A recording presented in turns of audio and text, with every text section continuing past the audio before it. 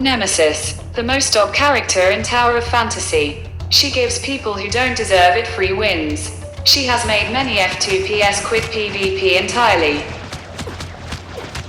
This meta will change eventually, however what exactly can we do in the meantime? This video is a quick rundown of how strong Nemesis actually is and the only way to counter her in the current meta. Nemesis is way too strong.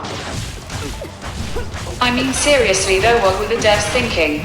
In PvP, her advancement reaches its peak as it produces 2 electrodes which cause dot or damage over time. It also heals you and buffs old weapons such as Samir's dual M pistols.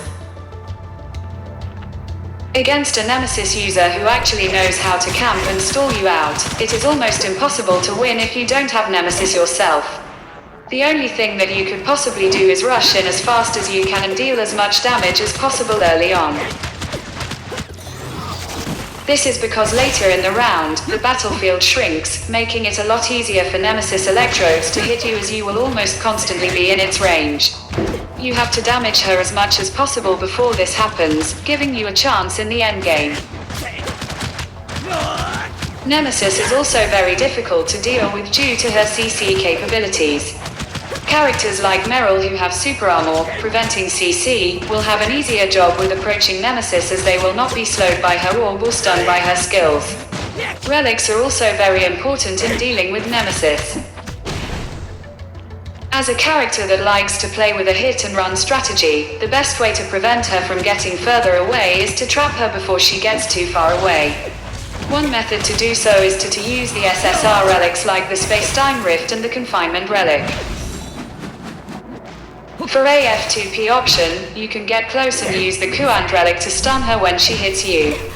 You can then chain this stun into using a shatter weapon, removing her shield. In summary, Nemesis is absolutely unbeatable when used correctly.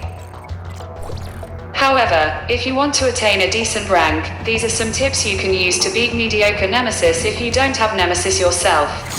Rush in early, abuse super armor and use appropriate relics. Combining these 3 will give you a good chance of beating mediocre Nemesis users without Nemesis, as can be seen from my video about PvP without Nemesis. Now I will talk about how people who have Nemesis can beat other Nemesis users. In this situation, the only reason why you would lose to an opposing Nemesis is because of their other characters. For example, the most meta team comp as of right now is Nemesis, Coco Ritter and Zero. All of these are characters who provide a lot of healing, making this a stall comp. The end goal of this comp is to run the clock until the 5 minutes are up and end up with more health than their opponents. This is very difficult to counter if the opponent knows what they are doing. However, using some of the tips above will help you deal with this if you have an aggressive Nemesis team comp, comprising of offensive characters too like Crow, King or Meryl. This will allow you to close the gap between you and the other Nemesis users. At the end of the day, please do not spend money on Nemesis unless you are absolutely sure, as Claudia will likely be released in the next few patches and she counter-stall well due to her ability to close large distances. Hence, only get Nemesis only if you enjoy her and not out of pressure to win in PvP. Thanks for watching and I hope it helped.